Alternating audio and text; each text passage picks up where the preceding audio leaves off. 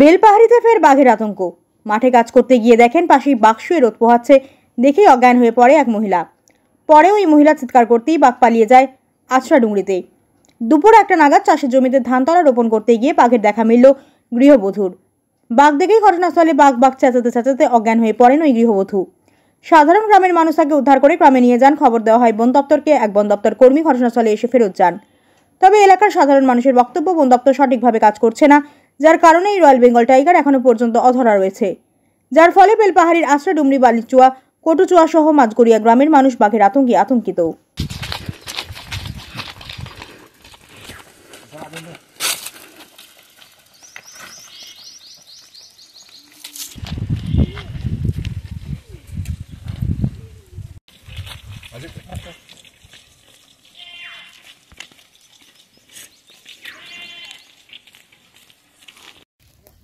জঙ্গল কিন্তু খুব একটা ভালো না, মোটামুটি।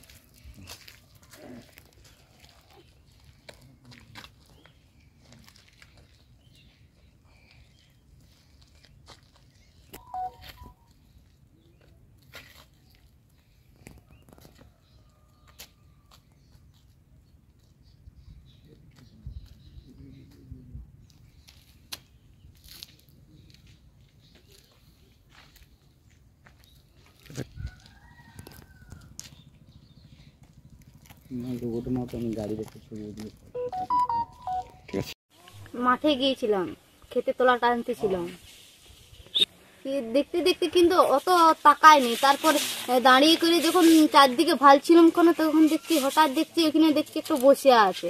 তখন দাঁড়িয়ে ভালতেছিলাম, বলছি দেখি জিনিসটা কি বটে। কিন্তু তারপরে যখন ছিল, অনেকক্ষণ ছিল, তারপর যখন হঠাৎ যখন দেখলাম যে নেজটা লাড়ছে, তখন মনটাই কেমন হয়ে গেল। সেই তখনই অজ্ঞান হয়ে গেলাম। আমার দিকে কটকট করে তাকিয়েছিল, তখন ভয়ে আর কি করবে। হ্যাঁ, আড়ের উপরে। কতটা ভয় লাগছে এই মুহূর্তে? ভীষণ ভয়, জীবনটা তো বেরিয়ে যাইতেছিল। এই এসে করে আমাকে গিলে খাইলো। জীবনে কি প্রথম এই বাঘ দেখলেন? হ্যাঁ, প্রথমে। না না, কখনো ভাবেছিলাম না। শুনানি হচ্ছে তো যে বাঘ বিরাইছে, ওই করে ভয়ে ভয়ে গেছিলাম খেতে তোলা টানতে, যে হঠাৎ যে এইরকম হয়ে যাবে বলে সেটা ভাবতে পারছিলাম না। আপনার নাম কি? আমার নাম সরলা সিং, গ্রাম ঠাকুরান পাহাড়ি।